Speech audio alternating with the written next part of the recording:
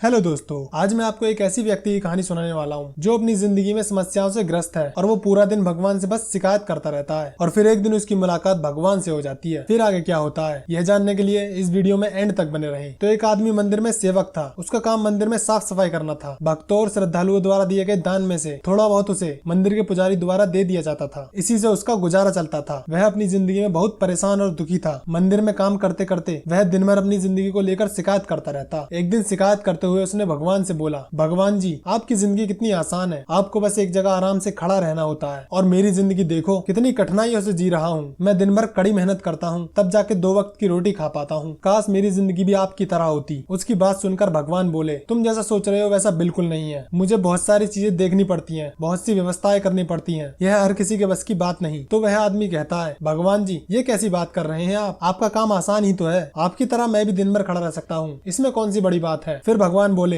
तुम नहीं कर पाओगे। इस काम में बहुत धैर्य की आवश्यकता होती है। फिर वह आदमी कहता है, मैं जरूर कर पाऊंगा। आप मुझे अपनी जिंदगी एक दिन जीने दीजिए। आप जैसा बताएंगे मैं वैसा ही करूंगा। मंदिर का सेवक जिद करने लग गया। उसकी जिद के आगे भगवान मान गए और बोले, ठीक है, आज पूरे दिन तुम मेरी जिंदगी जियोगे और मैं तुम्हारी जिंदगी जीऊंगा, लेकिन मेरी जिंदगी जीने के लिए तुम्हें कुछ शर्तें माननी होंगी। तो वह आदमी बोलता है, ठीक है, मैं हर शर्त मानने को तैयार हूँ। भगवान कहते हैं, तो ध्यान से सुनो। मंदिर में दिन भर बहुत से लोग आएंगे, तुमसे बहुत कुछ कहेंगे। कुछ तुम्हें अच्छा बोलेंगे तो कुछ बुरा। तुम्हें हर किसी की बात चुपचाप से एक मूर्ति की तरह खड़े होकर धैर्य से सुननी है और उन पर अपनी कोई प्रतिक्रिया नहीं देनी है। तो सेवक ने कहा, ठीक है, जैसा आपने कहा मैं वैसा ही करूंगा। फिर सेवक भगवान की जगह मूर्ति बनकर खड़ा हो गया और भगवान मंदिर की साफ सफाई कर वहाँ से चले गए। कुछ समय बाद मंदिर में एक अमीर बिजनेसमैन आया। भगवान से प्रार्थना करते हुए बोला, भगवान जी, मैंने एक नई फैक्ट्री डाली है। आप मुझे आशीर्वाद दीजिए कि मेरी फैक्ट्री अच्छे से चले और मैं इसमें अच्छा प्रॉफिट कमाऊं। प्रार्थना करने के बाद वह प्रणाम के लिए नीचे झुका तो उसका पर्स उसकी जेब से निकलकर वहीं गिर गया। जब वह बिजनेसमैन वहाँ से जाने लगा तो मंदिर में भगवान की जगह खड़े हुए सेवक का मन हुआ कि वह उसे बता दे, लेकिन शर्त की वजह से वह चुप रहा। उसने कुछ नहीं कहा और वह बिजनेसमैन वहाँ से चला गया। उसके तुरंत बाद वहाँ एक गरीब आदमी आया। उसने भगवान से बोला, भगवान जी, मैं बहुत गरीबी में जीवन काट रहा हूँ। मुझे अपने परिवार का पेट भरना है और माँ की दवाइयों की व्यवस्था करनी है। मैं समझ नहीं पा रहा हूँ मैं इतना सब कैसे करूँ। भगवान जी, अब आप ही मेरी मदद कीजिए। वह गरीब आदमी प्रार्थना करने के बाद जैसे ही वहाँ से जाने लगा, उसे नीचे गिरा हुआ पर्स दिखाई दिया। उसने पर्स उठा लिया और भगवान को धन्यवाद देते हुए बोला, भगवान जी, आप धन्य हैं, आपने इतनी जल्दी मेरी प्रार्थना सुन ली। और फिर भगवान को धन्यवाद देकर वह वहाँ से जाने लगा। तो भगवान बने मंदिर के सेवक का मन हुआ कि वह उसे बता दे कि यह पर्स तो व्यापारी का है, उसे मैंने नहीं दिया। वो जो कर रहा है वो चोरी है। लेकिन वह चुप रहने के लिए मजबूर था। फिर तीसरा व्यक्ति मंदिर में आया। वह एक नाविक था। वह 15 दिन के लिए समुद्र यात्रा पे जा रहा था। भगवान से उसने प्रार्थना की उसकी यात्रा सुरक्षित रहे, कोई भी नुकसान ना हो, वह ठीक ठाक वापस आ जाए। वह प्रार्थना कर ही रहा था कि तभी बिजनेसमैन वहाँ आ गया। वह अपने साथ पुलिस को लेकर आया था। नाविक को देखकर वह पुलिस से बोला, मेरे बाद मंदिर में यही आया है, इसी ने मेरा पर्स लिया होगा, गिरफ्तार कर लीजिए इसे। फिर पुलिस नाविक को पकड़कर ले जाने लगी। तो भगवान बने मंदिर के सेवक से यह देखा नहीं गया। उसने सोचा, बहुत गलत हो चुका। यदि अब मैं चुप रहूंगा तो इस बेकसूर आदमी को बिना मतलब के सजा भुगतनी पड़ेगी। उसने अपनी चुप्पी तोड़ी और कहा, आप गलत आदमी को पकड़कर ले जा रहे हैं। इनका पर्स इस नाविक ने नहीं, इनसे पहले आए उस गरीब व्यक्ति ने चुराया है। मैंने सब देखा है। मैं भगवान की जगह मूर्ति बनकर खड़ा होकर ये सब देख रहा था। पुलिस ने उसकी बात मानकर उस नाविक को छोड़ दिया और उस गरीब आदमी को पकड़ लिया। शाम को जब भगवान वापस आए तो उस व्यक्ति ने पूरे दिन की घटनाओं के बारे में भगवान को बताया और उन्हें गर्व से बताया कि मैंने आज एक व्यक्ति के साथ अन्याय होने से रोका। देखिए, आपकी जिंदगी जीकर मैंने कितना अच्छा काम किया है। उसकी बात सुनकर भगवान बोले, ये तुमने क्या किया? तुमने पूरी योजना पर पानी फेर दिया। उस अमीर व्यक्ति ने बुरे कामों द्वारा धन कमाया है। यदि उसमें से कुछ पैसा गरीब आदमी को मिल जाता तो उसका भला हो जाता और अमीर आदमी के पाप भी थोड़े कम हो जाते। और जिस नाविक को तुमने समुद्र यात्रा पर भेज दिया है, अब वह जीवित वापस नहीं आ पाएगा। समुद्र में बहुत बड़ा तूफान आने वाला है। यदि वह जेल में रहता तो उसकी जान बच जाती। यह सुनकर सेवक को एहसास हुआ कि वह तो बस वही देख पा रहा था जो उसकी आंखों के सामने हो रहा है। उसके पीछे की सच्चाई को देख ही नहीं पा रहा था। जबकि भगवान जीवन के हर पहलू पर विचार और योजना बनाते हैं और लोगों के जीवन चलाते हैं। तो इस कहानी से हमें सीखने को मिलता है, हम सब भगवान की योजनाओं को समझ नहीं पाते। जब हमारे साथ कुछ गलत होता है तो हम भगवान को दोष देने लगते हैं। यह नहीं समझ पाते कि इस सब के पीछे भगवान की कोई न कोई योजना बनी होती है। इसलिए चिंता ना करें। यदि आपकी मर्जी का ना हो रहा हो तो भगवान की मर्जी का होता है। भले ही देर से सही, पर भगवान की मर्जी से सब अच्छा होता है।